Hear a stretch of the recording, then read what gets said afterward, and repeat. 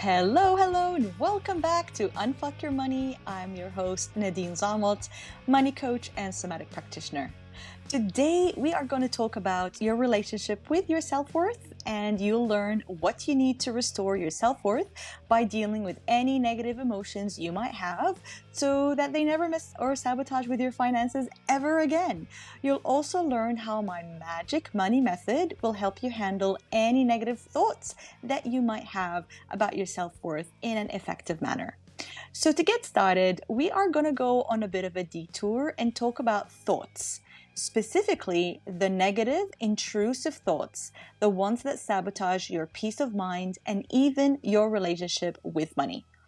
So, I'm going to start you off with this very important statement. Thoughts are not facts, and sometimes your thoughts hold zero truth, value, or even meaning. Intrusive thoughts are the thoughts that pop into your mind suddenly out of nowhere and intrude on your peace. They are usually unwanted and are in complete violation of your goals, your core values, and even your sense of self-worth. Those thoughts, do not believe them. But that's easier said than done, I know.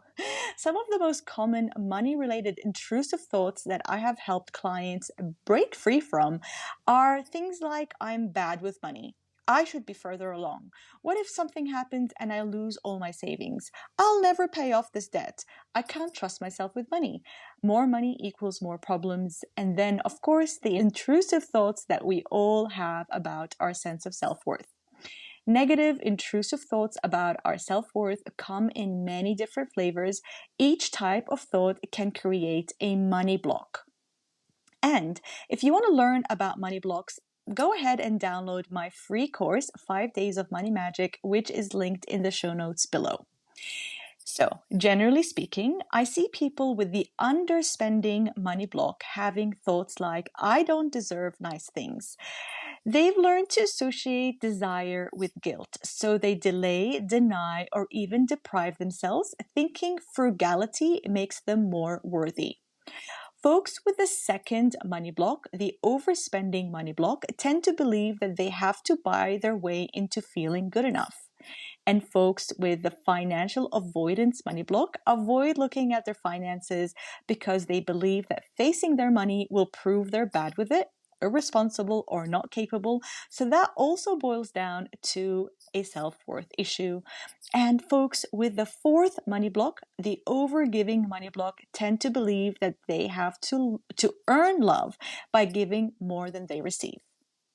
So, as you can see, sabotaging thoughts about our self-worth are sometimes not obviously related to money, but they can most definitely influence your emotions and behaviors, which will have a domino effect over your spending habits.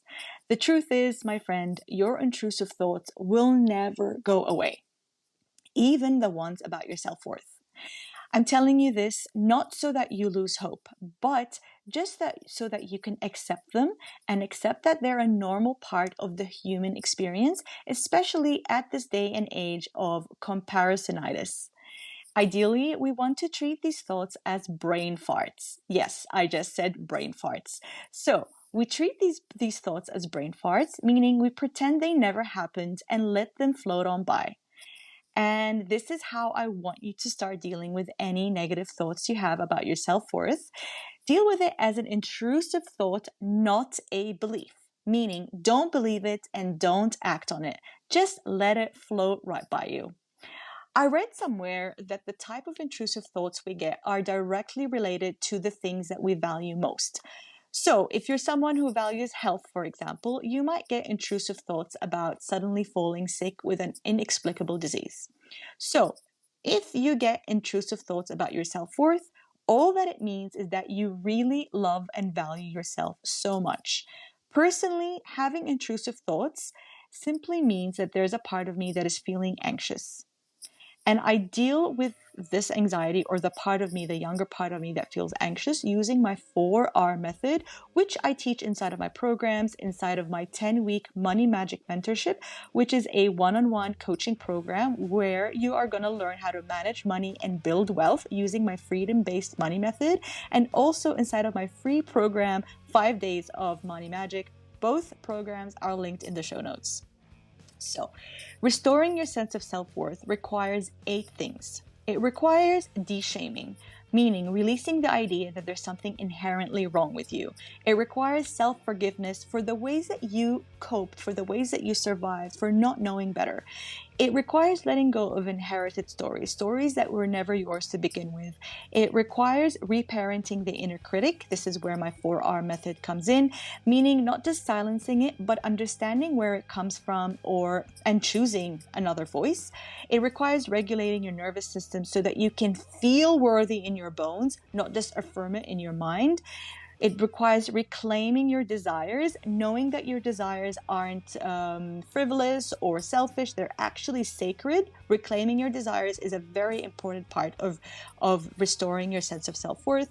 It also requires practicing healthy boundaries and surrounding yourselves with healthy relationships, witnesses, not judges, because healing happens in safe and validating relationships. That's it for today, my love. Thank you so much for tuning in. If you found this episode helpful, please leave me a review on Apple Podcasts or maybe leave me a comment on Spotify, and I will be so grateful for you. I'll see you next time on Unfuck Your Money. Take care for now.